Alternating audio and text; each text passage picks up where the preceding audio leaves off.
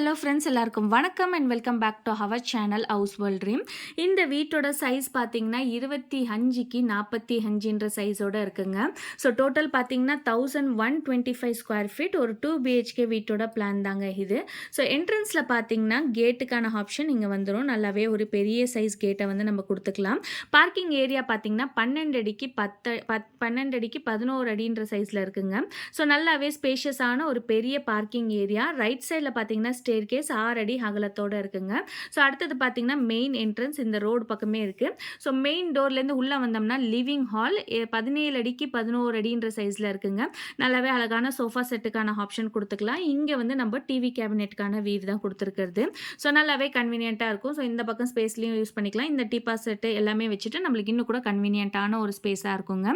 Living hall பார்க்குறதுக்கு நல்லாவே ஒரு பெரிய ஸ்பேஷியஸான ஒரு ஏரியா 11 அடி இருக்குங்க. இப்படி பார்த்தீங்கன்னா 17 சைஸில் இருக்குங்க. லிவிங் ஹால்லேருந்து பேக் சைடில் வந்தோம்னா ஒரு டைனிங் ஸ்பேஸ் 11 அடிக்கு 10 அடின்ற சைஸ் இருக்குங்க. வித் பேக் யூட்டிலிட்டி ஸ்பேஸோட ஒரு ஆப்ஷனோட இருக்குங்க. அடுத்தது கிச்சன் பார்த்தீங்கன்னா 7 அடிக்கு 7 அடின்ற சைஸில் இருக்குது. ஒரு சைடு மட்டுமே ஸ்லாபுக்கான ஆப்ஷன் கொடுத்து இங்கே சிங்க்கு அண்ட் கேஸ் ஸ்டவ்க்கான ஆப்ஷன் இருக்குது. இங்கே எல்லாமே இந்த பக்கம் பார்த்தீங்கன்னா அவங்க வந்து ஒரு நார்மலான ஒரு வுட் ஒர்க் மாதிரி பிளான் பண்ணிட்டு கூட அவங்க கம்ப்ளீட்டாக வந்து ஒரு ஸ்டோரேஜ் பிளேஸாக வந்து இதை யூட்டிலைஸ் பண்ணிக்கலாம். அடுத்தது லிவிங் ஹால்லேருந்து மெயினாக பார்த்தீங்கன்னா 2 பெட்ரூம்க்கான ஆப்ஷன் வரனால கொஞ்சம் கிச்சன் சைஸ் அண்ட் டைனிங்கோட ஸ்பேஸும் கொஞ்சம் பெருசாக வேணுன்றதுக்காக தான் இந்த கிச்சனோட ஸ்பேஸை வந்து நம்ம கொஞ்சம் சின்னது பண்ணுற மாதிரியான ஒரு ஆப்ஷனோட இருக்குது. லிவிங் ஹால்லேருந்து ரைட் சைடில் வந்தோம்னா இங்கே 2 பெட்ரூம்க்கான ஆப்ஷன். இந்த பெட்ரூமோட சைஸ் பார்த்தீங்கன்னா 12 அடிக்கு 10 அடின்ற சைஸோட இருக்குங்க. இங்கே பார்த்தீங்கன்னா ஒரு ஒரு அட்டாச்டு டாய்லெட் 4 அடிக்கு 7 அடின்ற சைஸோட இந்த பேக் சைடில் கொடுத்தாச்சு. அடுத்தது பார்த்தீங்கன்னா இங்கே வந்து வார்ட்ரூப் பிளான் பண்ணும்போது இந்த சைடு வந்து நம்ம வார்ட்ரூப் பிளான் பண்ணோம்னா நல்லாவே கன்வீனியண்ட்டான ஒரு ஸ்பேஸாகவே இருக்கும். அடுத்தது இந்த பெட்ரூம்லேருந்து ஆப்போசிட்டில் வந்தோம்னா இன்னொரு பெட்ரூம் 12 அடிக்கு 11 அடின்ற சைஸோட இருக்குங்க. இங்கே கூட வார்ட்ரூப் வந்து இந்த இடத்துல வந்து பிளான் பண்ணிக்கலாம். ஒரே ஒரு விண்டோ வேணுன்றதுக்காக இந்த பக்கம் மட்டும் விண்டோக்கான ஆப்ஷன் இருக்குது. தேவைப்பட்ட இந்த வார்ட்ரூப்பை இந்த பக்கம் ஷிஃப்ட் பண்ணி இங்கே கூட நம்ம விண்டோக்கான வியூவை கொடுத்துக்கலாங்க. இந்த பெட்ரூமோட சைஸ் 12 அடிக்கு 11 அடி வித் அட்டாச்டு டாய்லெட் 7 அடிக்கு 4 அடின்ற சைஸ் இருக்குது. இந்த பக்கம் கமோட், இந்த பக்கம் வந்து ஷவருக்கான ஆப்ஷன், இங்கே வந்து வாஷ் பேசனுக்கான பாயிண்ட்டை வந்து கொடுத்துக்கலாம். ஸோ இதுதான் வீட்டோட கம்ப்ளீட்டான ஒரு வியூ. ஸோ இந்த ஓப்பன் கிச்சனுக்கு பேக் சைடில் விண்டோக்கான வியூ, இங்கே டைனிங்க்கு இந்த சைடில் விண்டோக்கான வியூ, இங்கே பார்த்தீங்கன்னா வென்டிலேட்டருக்கான ஆப்ஷன். இந்த பெட்ரூமுக்கு வந்து ரைட் சைடில் இந்த பக்கம் கொடுத்தாச்சு அண்ட் இந்த பெட்ரூமுக்கும் ரைட் சைடில் இந்த பக்கம் வியூ இருக்குங்க. லிவிங் ஹால்லேருந்து ஸ்ட்ரைட்டாக போர்ட்டிகோ ஏரியா பார்க்குற மாதிரி இந்த பக்கமான ஒரு விண்டோ அண்ட் இந்த சைடு ஒரு விண்டோக்கான ஆப்ஷன் இருக்குங்க.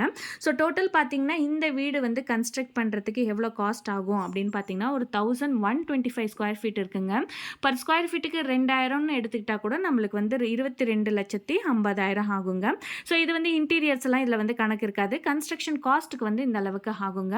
உங்களுக்கு இன்டீரியர்ஸ் எல்லாம் பண்ணணும் அப்படின்னு பிளான் பண்ணிங்கன்னா ஃபஸ்ட்டு வீடு கட்டிட்டு அதுக்கப்புறம் கூட நீங்கள் பொறுமையாக வந்து இன்டீரியர் டிசைனிங் பண்ணிட்டு கூட நீங்கள் பிளான் பண்ணிக்கலாம்.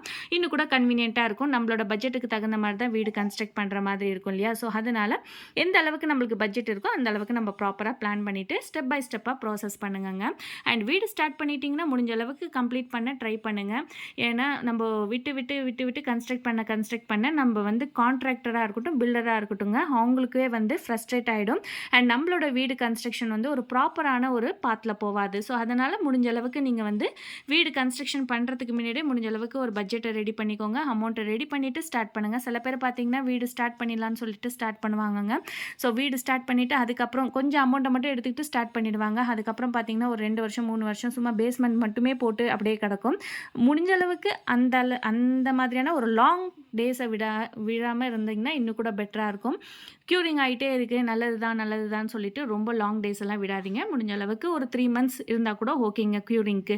அதுக்கு மேலெல்லாம் ரொம்ப நாளெல்லாம் விடுறது வந்து நல்லா இருக்காதுன்னு தான் சொல்லலாம். ஸோ தட் நம்ம வந்து வீட்டை வந்து ப்ராப்பராக பிளான் பண்ணிவிட்டு ப்ராப்பராக ஸ்டார்ட் பண்ணுறது இன்னும் கூட பெட்டராக இருக்கும். இந்த வீட்டோட பிளான் உங்களுக்கு பிடிச்சிருந்துச்சுன்னா லைக் பண்ணி சப்போர்ட் பண்ணுங்கள். இதே மாதிரி உங்களுக்கும் வீட்டுக்கு பிளான் டிசைன் எலிவேஷன் தேவைப்பட்டால் கீழே உள்ள நம்பருக்கு வாட்ஸ்அப் பண்ணுங்கள். நன்றி, வணக்கம்.